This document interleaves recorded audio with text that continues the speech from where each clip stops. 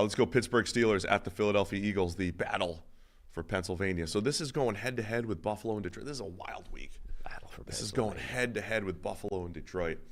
Eagles by 5.5 here, over under 42.5 per FanDuel. The 11-2 Eagles hosting the 10-3 Steelers.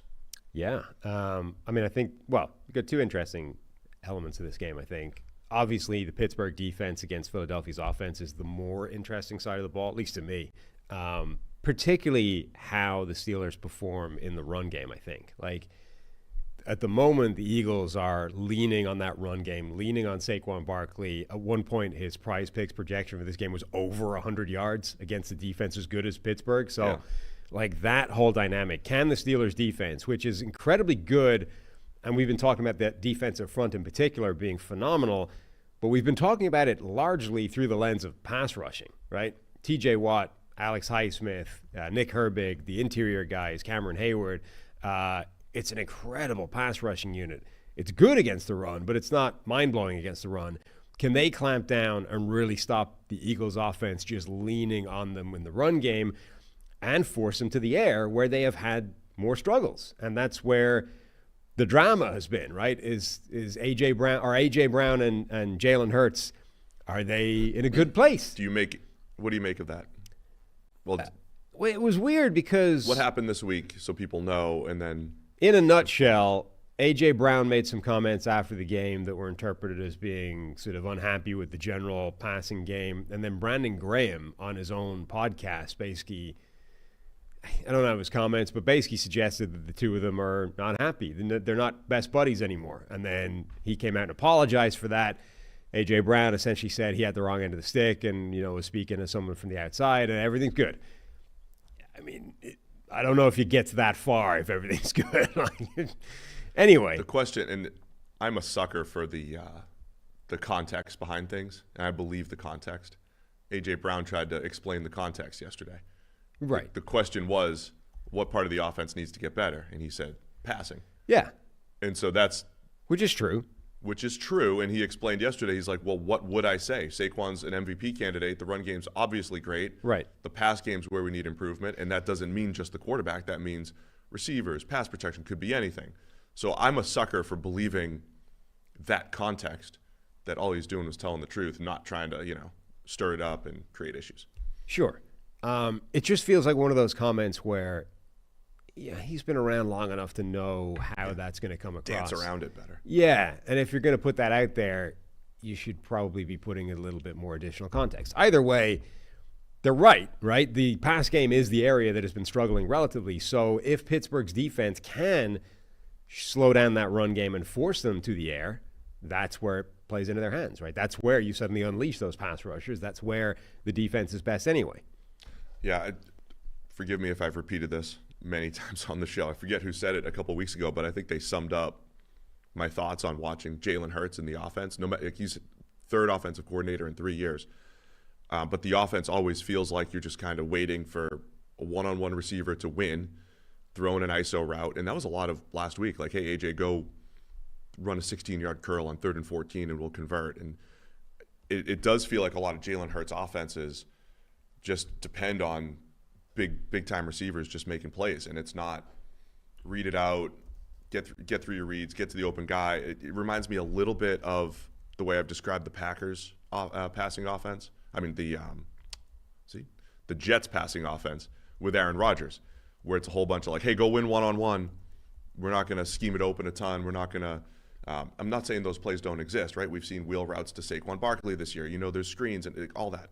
But there's also the tush-push element with the Eagles. They are it's a slower offense. It's a plodding type of offense, the way they move down the field. Anytime it's 4th and short, yeah, they're going to convert, but do you actually lose some of the playbook, not, running play action and taking shots down the field on 4th down every now and again, right? So it's just what I see with the Eagles. My point is, do they, with the receivers that they have, do they make it a little more difficult on themselves week after week? In last year, you saw games where A.J. Brown had 15 targets. You just don't have those games nearly as much. Now, they're winning. They're fine. But are they going to need that at some point? In a game like this, would they need it? Not so much this week with the run game, as you said, but when they have to go up against the Lions in a shootout, can they, unlock that when they need it? Yeah, I mean, to give you some context here, they're a bit more of a plodding offense. They are 18th in yards per play. Like, they don't, they get there. They tend to score. They're putting up a lot of points, but they do it much more incrementally than a lot of other teams do. And I think I'm using the baseline of the 2022 Eagles, which was the first year they had A.J. Brown. They had Devontae Smith. They had all these weapons. They didn't have Saquon Barkley, and they were explosive. And the answer every week was, yeah, A.J. Brown's going to have 5 targets some weeks, but that's okay. They didn't need him because they had other guys winning, creating explosives. So, look, it might be a better, well-rounded Eagles offense on paper, but want to be able to see that every week, and I think that's what we were feeling this week in a lot of this discussion. Wait, I'm going to correct some misinformation on the show. From me? No, from me. Okay, good. They are not, in fact, 18th. I had a filter on. They are 11th, which is slightly above average, but still some way short of the top most explosive offense and you would in think the NFL. maybe they could be higher. They have a ton of potential there. Yeah. So, look, people know I love the way the Eagles have been built. I think they're great. I think last year's second half collapse, I know there was internal stuff and coaching stuff. I thought it was crazy because they're very good and talented, and we've seen a lot of that this year. And I think this is another, for Pittsburgh, just a big test in the, I think they can make a Super Bowl run. I haven't said that about the Steelers in forever. Yeah. I think they can make a run. I think Russ has given them the ability to win different types of games that they couldn't win in other years. Yeah, but then we get to this. Now, Russell Wilson faces the actual Vic Fangio defense, which, remember, was the scheme that first caused Russell Wilson to have all kinds of problems. Now, it was generally Brandon Staley's version of that defense that was really giving him fits back when Brandon Staley was running the best defense in the NFL with the Rams. But still, this was the scheme. 2 high coverage shells, take away the explosive plays, don't let him just run around the backfield and then heave a deep ball down the sideline to Seattle receivers. This was the scheme that caused him the most problems. We speculated the last couple of weeks, right, that his arc of performance almost tracks exactly with the rise of this scheme and then its sort of demise when teams have pivoted to other schemes. Basically tracks Russell Wilson great in Seattle, not good, terrible Denver, and then back with a bit of a resurgence this year. Well, now he goes up against actual Vic Fangio. How does that look? I would say the fact that Russ is getting Pat Freiermuth involved a lot more, that seam route that he threw last week, just an absolute dime. I think that bodes well, that maybe they might have the right answers for this. And it's not as simple as, well, I can't throw deep now because Fangio's gonna take that away. So I think Pittsburgh might have the counterpunch here. I think we're going to see some points. Should see some points in this one because you're going to get the squeaky wheel of A.J. Brown. And I think Pittsburgh's going to have to keep up. I forget where I saw this, but somebody was like, Nick Sirianni is basically the most squeaky wheel, narrative-driven coach in football. Love that we quantify that stuff. Like, was it Jahan Dotson when they went up against Washington, right? It was like Jahan Dotson. Like a curl to him first play. They were like, guarantee he's going to hit more than his projected total, right? Guaranteed, because Nick Sirianni is the most squeaky wheel, narrative-driven coach in the NFL, immediately going to make sure that Dotson gets some yardage against his old team. So A.J. Brown, pass game's not great. They're going to target A.J. Brown like 7 times in the first quarter. It's good. Check that Prize Picks projection. That might be where you want to go. Damn, Matt, I didn't put it on my own thing now that I've talked it out. All right, man. We gotta start going quicker through the games here. 5.5.